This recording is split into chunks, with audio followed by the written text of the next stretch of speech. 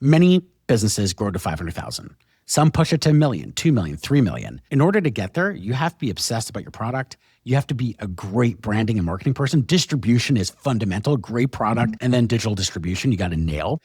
Vibes get you so far. Vibes get you to 1 million, maybe 5 million. But once you hit 1 to 5 million, you're in the danger zone.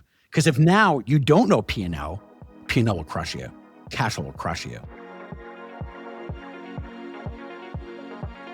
This is The Modern Supply Chain, the show where we break down modern supply chain strategies that help e-commerce brands shift from staying above water to predictably scaling.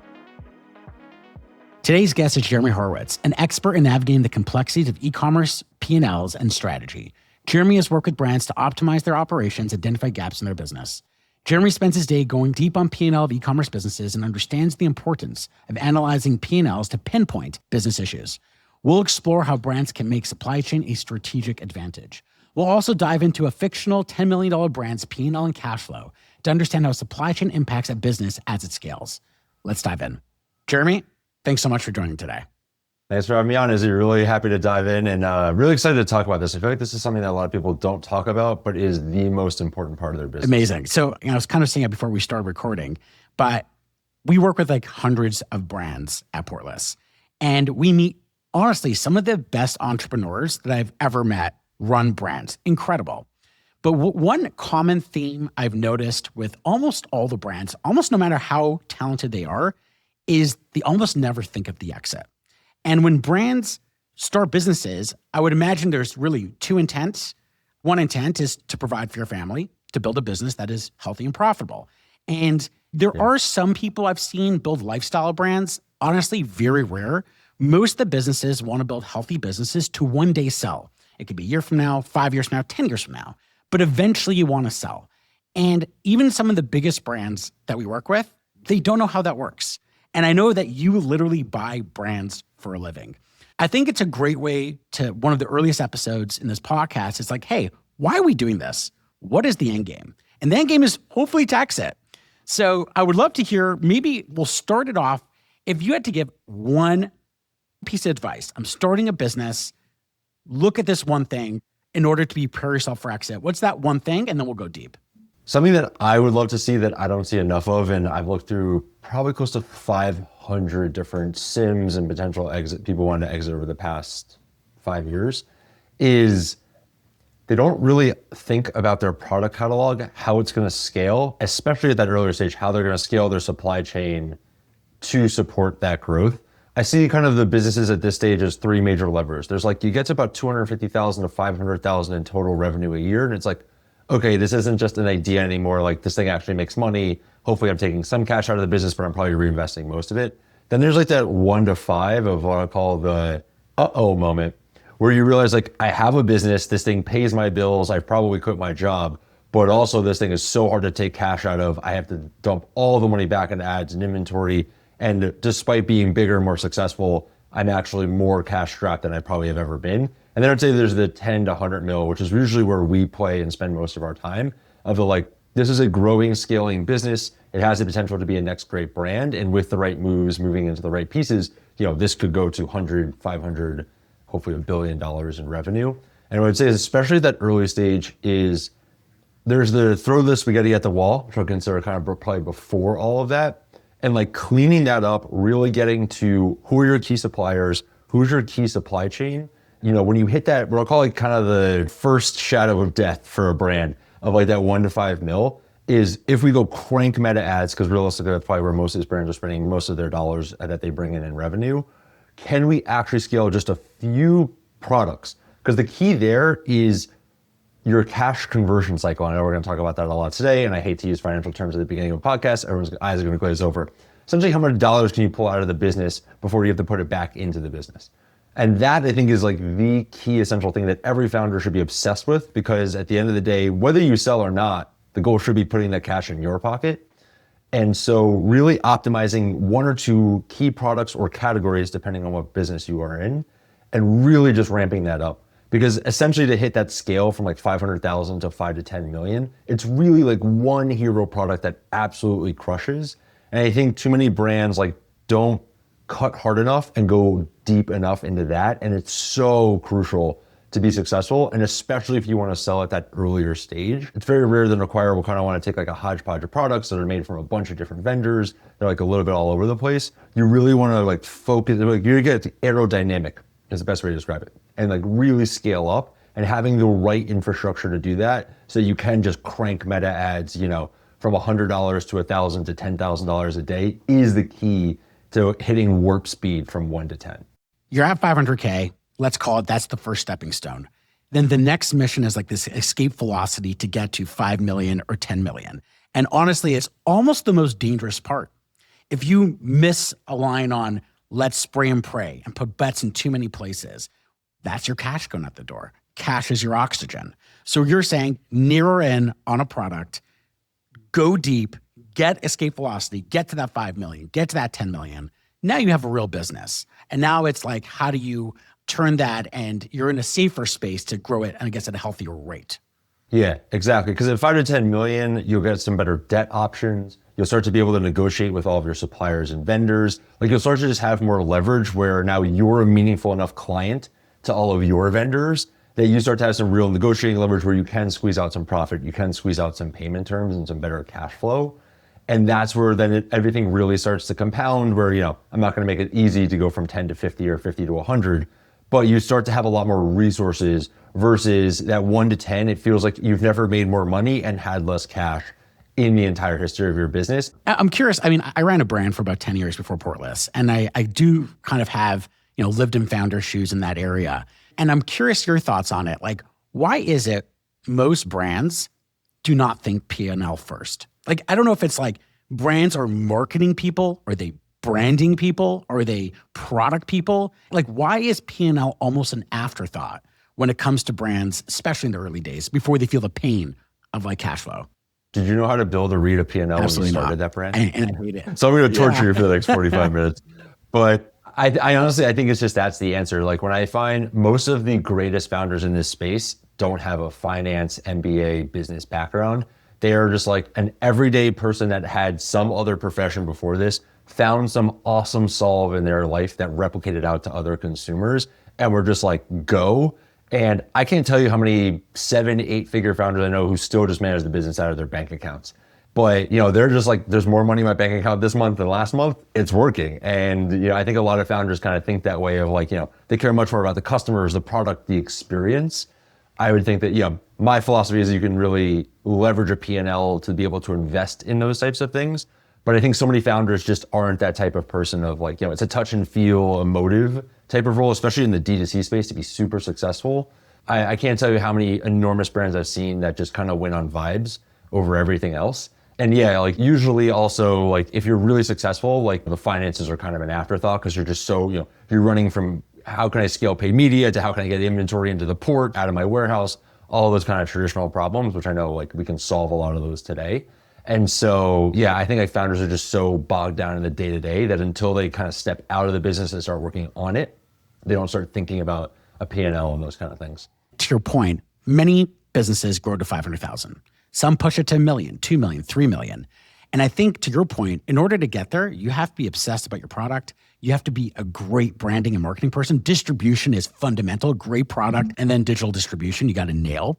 But once you hit 1 to 5 million, you're in the danger zone. Because if now you don't know P&L will crush you. Cash flow will crush you. And why I think there's so many brands that die in that space is vibes get you so far. Vibes get you to 1 million, maybe 5 million. Not everyone knows everything. Bring in a partner, bring in consultants, bring in an accountant, someone to like study your P&L. That I think is the difference between making it past the escape velocity versus getting stuck. So with that being said, when you look at brands and you want to analyze a P&L, and let's call it in the $1 to $10 million space, what do you look for? What are the main things you look at? I want to keep things as simple as possible because I also think like you don't really have to overcomplicate this. And I honestly take this format from Amazon. So like if you go and read Amazon's earnings reports, this is exactly how they format their P&L. And if it's good enough for Amazon, it's definitely good enough for me, right? So you have your top line revenue, just like what the cash that comes into your business. Everybody should know their COGS to get to their gross margin. The biggest mistake I always see brands make, and I always have to correct it when I go and update their P&L, is your fulfillment cost should be in your COGS. So when you start to calculate your gross margins, you really want to optimize to a term called landed costs. All your product manufacturing costs, plus the cost it takes to get the product into your warehouse. And then, you should be charging shipping income. So, whatever your shipping income is minus your cost to get it to the customer, like all of that should be included in your COGS. And you should be determining your gross margin based on that. Because then from there, it's very simple. You have your marketing and sales costs below that. Then you have basically the rest of your OpEx, which is usually a small team, some general, some G&A, and then maybe some random other costs here and there. And then you get down to, there's many different names for this, EBITDA, net income, but essentially the cash that you actually make out of the business, which should be the primary goal of the business. And I like to think of it really, really simply because it makes it very, very easy to what I call diagnosing above and below the line issues. Above the line issues are something is not working in our marketing and sales process, right? If our costs are going down, that's a great sign. Either we have better negotiating power, our fulfillment, we're optimizing it, or we can optimize our gross margin by just charging more, essentially, by separating that level. Then below the line is just operational, right? Like if our marketing and sales is struggling, if our G&A is too high as a percentage of our revenue, we just have to figure out what's going on the other side of the house. And I like that kind of just balance because really at the end of the day, all of these businesses are massive marketing investments and massive inventory operational investments. I'm oversimplifying it a bit, but it really is just those two core functions. So essentially, top line looks great, but that doesn't make you happy yet. Like you got 10 million, don't care. What is driving that top line and what is the operations to get there? Now, how do you look at marketing, right? Because marketing is like a variable cost. It's very tied to revenue. So like it's not in fixed OpEx, right? You can almost argue COG is kind of fixed. You know what your COG is. You know what your landed cost is. Shipping, you kind of know what it is as well.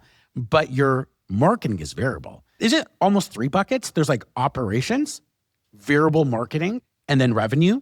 Like how do you look at marketing above the line, below the line? Yeah, I look at it above the line. So like I kind of look at that like at and above the line. I specifically, every time I build a P&L, like to break out marketing and sales. You'll see a lot of P&Ls that have SG&A, and for everybody, I'm sorry for like the finance and accounting corner here, but a lot of companies standardly will have sales, general, and administrative. I think that's a terrible, terrible model for consumer brands, especially ones that are D2C heavy / have retail. I think it's incredibly misleading. So yeah, I like to break it out into its own section of marketing and sales.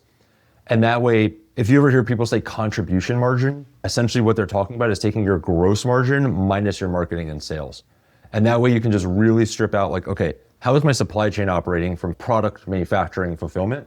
How is my marketing and sales operating? And then how is the cost to run the business operating? And you can usually tell a lot of relationships on the business's success. Like one of the fastest ways for me to figure out whether a business is healthy or not is doing a year-over-year comparison of their gross margin and their contribution margin.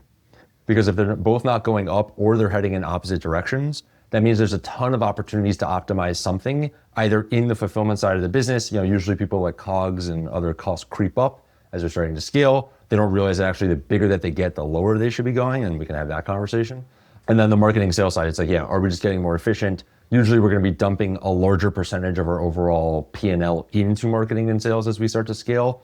But you want to see that those numbers tick up proportionally with revenue and with some other metrics so that, eventually you get to the point where, okay, this thing is big enough that we can reduce our other costs. And that's where our real profit is going to come from. Love it. I actually saw a clip of one of your other shows, and I thought it was such an important point that I want to push here. Again, we see incredibly talented entrepreneurs going from 2 million to like 30 million very quickly, especially in our model. And the question they often ask is, again, you want to build it for an exit. So you could push towards pure profitability and do not push for top line, or push for top line and have bad profitability. But almost like either extreme actually isn't good. Making too much profit, you're not being aggressive. Making too low profit, well, you're never going to sell. So can you actually walk us through your opinion on that? Like, what is the right balance? What's too much profit? Because that means you're not reinvesting, or, I would love to hear your take on that, because I think it's a really good topic. Yeah, I think this is an entirely false premise by business media over the past 10, 15 years. I think like tech and software has kind of just dominated so much of business news that it's kind of just creeped into other parts of the business. If you're a consumer brand, you should be growing and you should be profitable. There will be phases and there will be parts of your business where you are unprofitable because of certain elements, and there will be parts of your business where you don't grow because of certain elements. But like over the long arc, if you want to build an actual brand that people love that like will make money, like the financial engineering you can do around a software business, because if it works, you essentially can rip all of the OpEx and all of the costs out. And like a hypothetical, it's very rare you actually ever see that. Does not apply to a physical product brand where literally every time you drive revenue, you need to dump revenue back into inventory to then sell it again. And so like, listen, there are definitely some amazing exits where a couple of founders just absolutely hit the gas and overburned, found the right strategic, and were able to sell before their entire business collapsed. And I can also show you a graveyard of companies that did not make it and that were not lucky. The other piece to this that like it really bothers me is every brand you idolize was slowly built over an incredibly long time and was profitable for almost the entire period. You know, you want to run down all the most famous American brands, Nike, Apple, Jack Daniels, Levi's, like, you know, all these iconic brands that everybody like, you know, as a young, scrappy entrepreneur wants to build, like, it just took them forever. Like an iconic consumer brand just takes 20, 30 years to build if you want to build that massive, massive company. And the other piece that I just caution, especially on like the hard growth at all costs mentality, is it's really hard to rip out your costs at scale, because I cannot imagine an early stage brand spends like 30% of their overall revenue on their G&A and like, you know, their team. When you think about your business, even low gross margin businesses, you're spending 60% on the high end, probably 10, 20% on the low end on your product costs. Fulfillment's usually 15 to 17%. And then, you know, you can ratchet up and down marketing. I would say like 15 to 20% is where I see most brands. 30 to 50 is like aggressive mode, and 5% is basically life support. You're not going to have a great business, even at a high gross margin, if you have like really small team, really low marketing expenses. Because like, that's not something I want to buy. Like, I don't want to buy something that's not going to grow, that isn't making a ton of profit, has nobody to run it. But also, if you have like really low gross margins, you're spending a ton on marketing, you're bound to go out of business. And so it's really figuring out like within your category, and there are, you know, I don't like to use averages, but there are kind of some averages across most of the major consumer categories of like where you should roughly be in. You know, obviously you should find ways to break out of the mold and be special, but it's on a spectrum of growth versus profit. Your job, it's hard, but your job is to do both. I love it. And I know we've been in e-commerce a long time. I was venture-backed e-commerce, and there was a period of time like, hey, why aren't you burning more? And it was very dangerous. Again, you got to go in their shoes. Well, they were looking at the public markets, and the public markets were rewarding the businesses that were burning and scaling like crazy. So there was like even the pre-COVID kind of like the Casper early DTC, it is the future. And you're like, oh no, actually it's just a distribution channel. And then there was the free money during COVID, and now it's reality. But what's good is people are still building incredible businesses here. You just need to run a healthy business. You have to run a business that generates profit. In software businesses, there's something about LTV to CAC. LTV to CAC, 3-to-1 ratio over 3 years, meaning you have to put out a ton of money, you get paid back within 12 months, and then it takes you another 2 years to be profitable. I think that's for SaaS, and I agree with you. DTC is very different. But how do you look at LTV to CAC? Some businesses like subscription businesses, or even businesses that are selling products that very often are bought often. How do you look LTV to CAC when looking at a P&L? Do you give it any credit? Do you want a fast payback period? How do you look at it? For a physical product consumer brand, I could care less about it. I think we were very much like in the same era where most of my brand experience where I was on the operations side was in that like Casper, Bonobos, Movement watches, and like was a big Shopify brand back in the day. I think LTV to CAC is a luxury for someone who has a Scrooge McDuck pile of money in their bank account. And for everybody else who needs to pay the bills, you got to focus on your first order profitability. The important lesson in all of that is every brand should care about their CAC payback, right? How long does it take me to spend $1 in marketing and earn enough in profits, not revenue, because every brand calculates this on revenue, but you sell a physical product that has a hard cost, so you cannot look at it on revenue. You have to look at it on your gross margin, right? And how many months does it take for me to make that dollar back in marketing that I spent? That is crucial. I think that's super important. That will tell you how long you can scale. And then, you know, depending on how much money you do have in the bank and your cash flow situation and your terms with suppliers, like, you know, you can play some games there to grow faster. But unless you are venture backed and your board is asking you for that metric, I can't tell you how long I obsessed over it and tried to move that metric and realized if I just moved AOV, the business grew twice as fast with half the effort.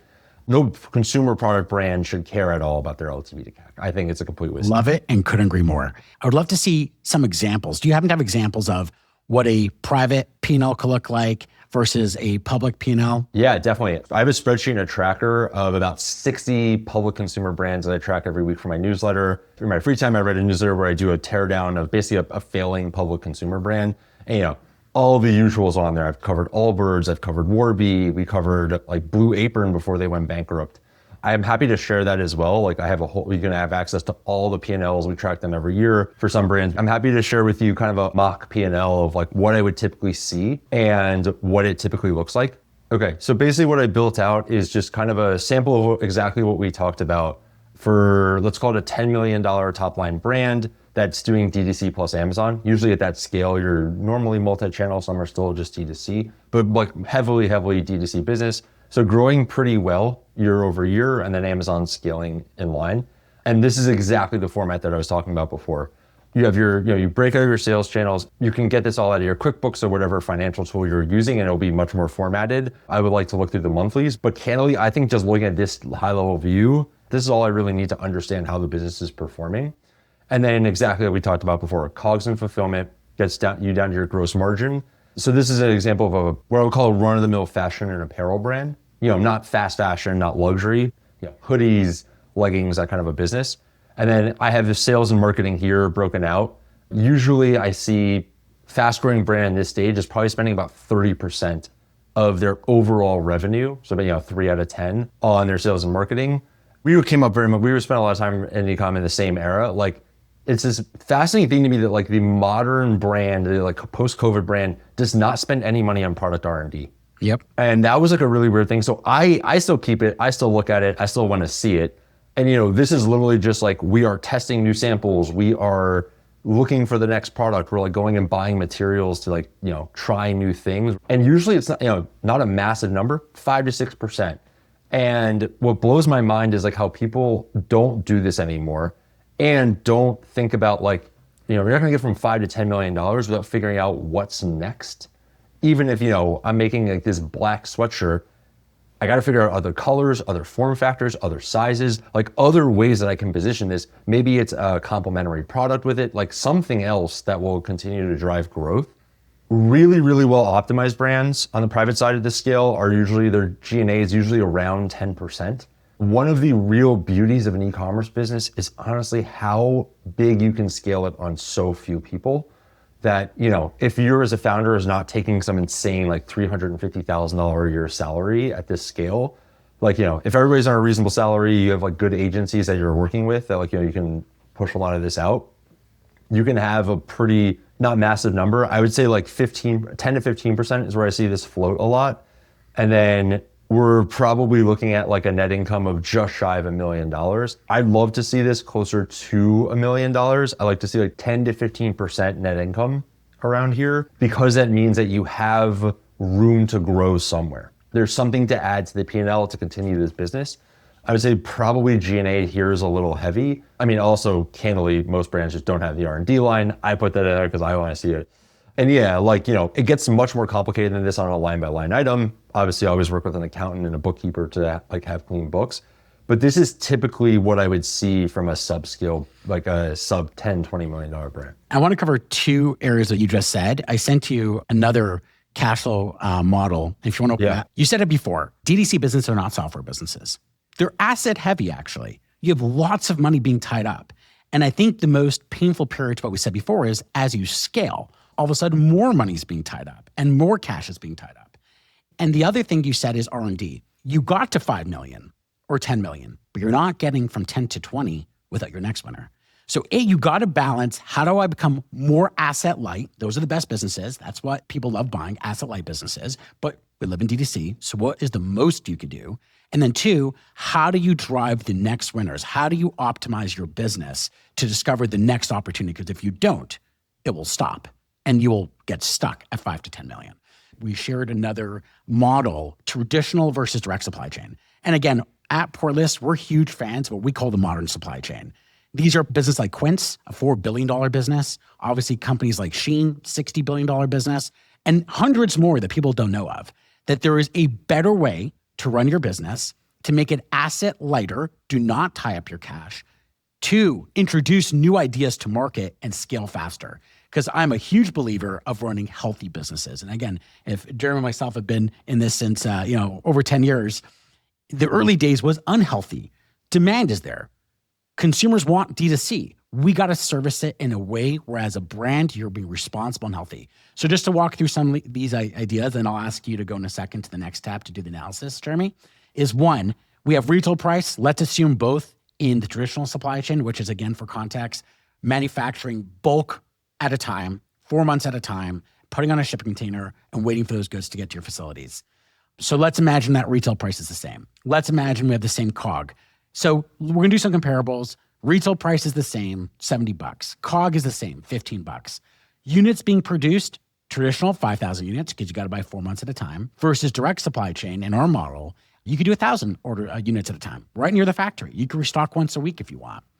We're going to assume the time to manufacture is 30 days for each, the direct supply chain and traditional, which is actually being extremely conservative because as you're producing 1,000 units, you're producing it faster and you could send 300 or 200 at a time for regular pickups. Let's assume getting it to the 3PL in the US is 45 days. In our model, it's essentially immediately. Sell-through time, let's imagine traditional is 4 months versus direct supply chain, you're producing faster in small batches, it's 2 months. Being out of stock in traditional is typical. Let's assume 10% of your time is out of stock, so you lose that revenue versus in direct supply chain model that doesn't exist. Percentage overstock, let's assume conservatively is 10%, in fashion it's high as 30. In direct supply chain, it's near zero. You can even put 1 to 2% if we wanted, but it's near zero. Freight cost is getting goods to the US, let's call it 50 cents a unit, versus in China, it's less than a penny, just because trucking is so cheap. We're actually going to be conservative and say fulfillment cost in traditional is actually cheaper than direct supply chain, which in many cases it's the same. But let's assume it's actually cheaper, $8 versus 10.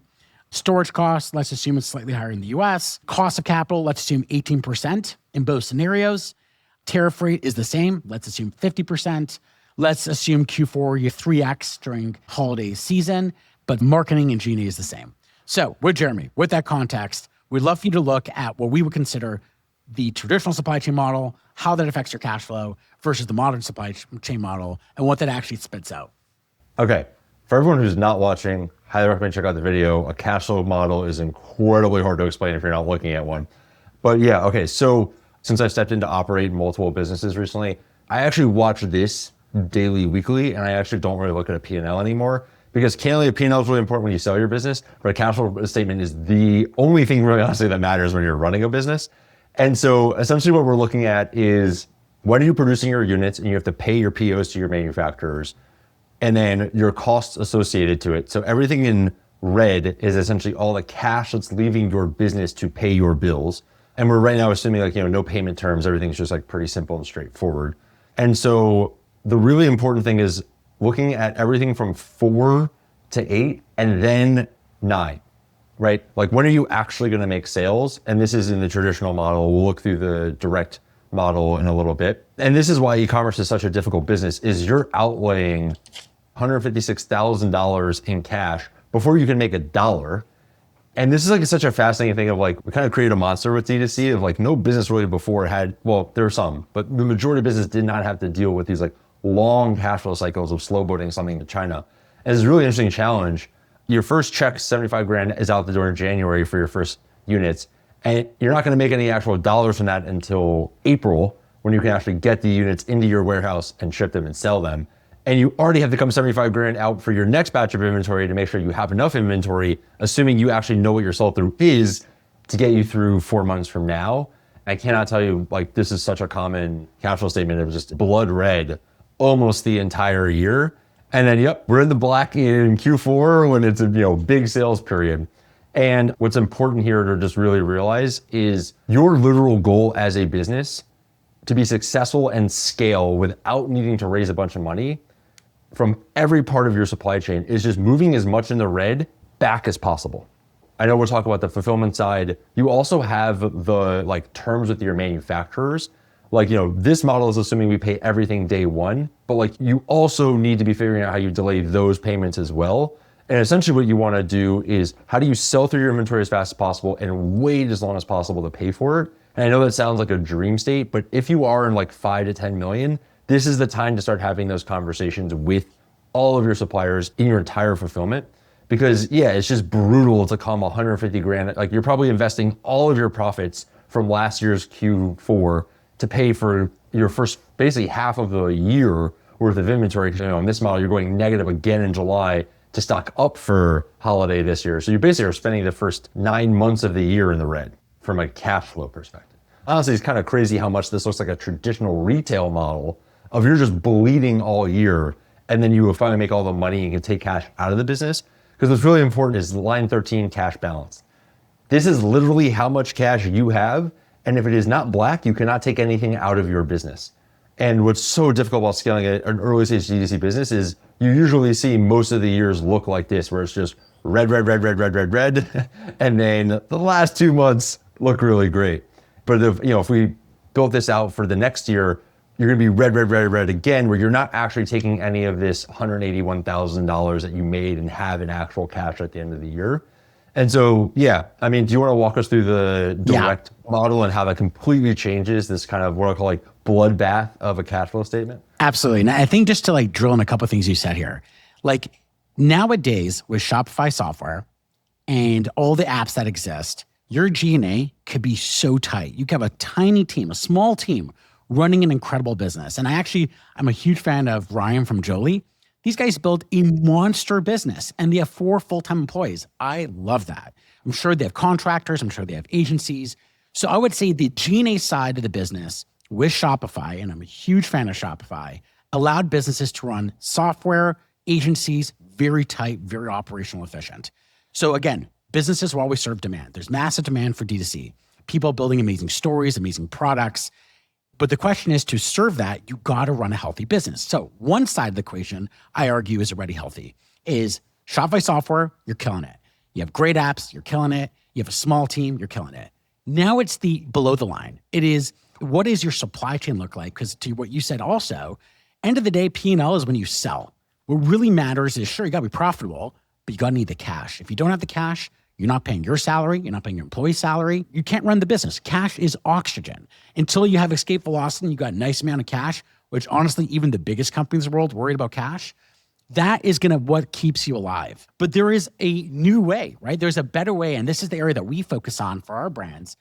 Do not produce 4 months at a time. Because if you're using a direct supply chain model where you could produce near the factory in small batches, and again, for anyone watching the video here, you could see it.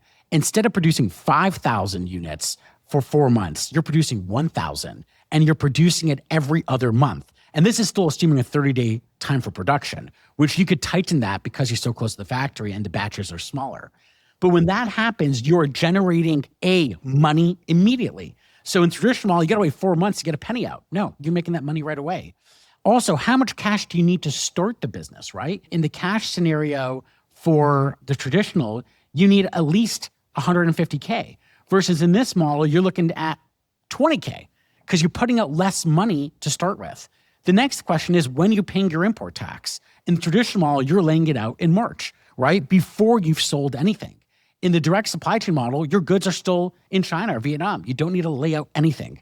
So at a high level, by moving to small batch manufacturing, not only are you generating more revenue because you're always in stock, you basically get 3 extra months of revenue because you have 3 extra months of producing and selling faster.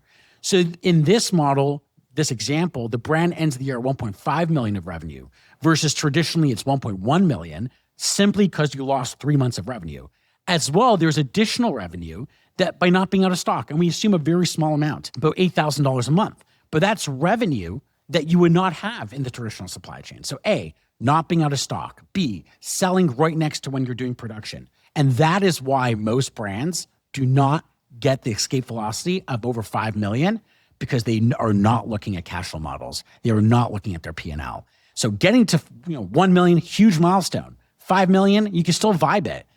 But between the 1 to 5 million, during that time, you got to start looking at cash flow models. You got to look at access to cash, to your profit margin. And if you nail that, you could scale healthy, run a healthy business, and the most important of this entire conversation, eventually exit it. Sell it to Jeremy, sell it to private equity. But that is the mission, is to run the healthy side of the upstream side of your business to run a much healthier business. Yeah. And just one thing I want to really harp on also is if you think about the inventory amounts in these two models, you cannot miss in the first model. Like if you don't buy the right products, if you have a tough time getting into the shipment and you miss your deadlines, like that's why the 1 to 5 is the death trap, is because every single batch of inventory, you have to sell through it. You don't have anything else to sell in that time frame, and all your cash is tied up. Like, right, like, as we showed here, like the cash balance is just negative throughout the whole year. So like, if your spring or summer collection don't sell through and are not super popular, that's how you get into a discounting death spiral. When I was at a brand, we did seasonal drops for like phone case designs. And the toughest part was once we placed the PO and waiting 8 weeks to get it in to see if it even was popular and worth investing the marketing dollars in, that we were dumping all of our time and effort into. Just the velocity that you can move, finding the right products, because like when you're making a 1,000 unit bet versus a 5,000 unit bet, you have wiggle room. And that also allows you on the operational side to just hit tests harder, go back to the experimentation phase to find what moves the needle next. And this is what I mean by like, the financial piece is what's so crucial here to understand that operational element of where can you place the big bet where, maybe this test that you're running in January at 1,000 units is a major contributor to the 10,000 unit PO you placed and loaded in for a holiday that has some slight variation or a limited edition, or you bundle it up. This is why like dropping this product just so much more frequently throughout the year is crucial, but it's 100% determined by your cash flow. The other piece that I love here is the cost of capital is such an important piece. Like if you don't have the cash, you gotta go borrow from a bank. At this scale, it's actually probably more realistic an MCA. They're gonna charge you like 40% APR and it's gonna be insanely high. And instead of going through all that headache of getting covenants and all these other things where they could take your business, this is exactly what I mean by delaying where you put your cash out as much as possible and bringing revenue in as much as possible, because you can fund your own growth here to then get to that next scale where you can afford, one, you can just afford more growth and you probably have the cash flow to actually fund this stuff yourself, but also at the next scale up, you'll get better debt options that will be much more palatable. That also when they see you turn so much inventory so quickly, they're gonna be like, oh my God, I gotta give this person money.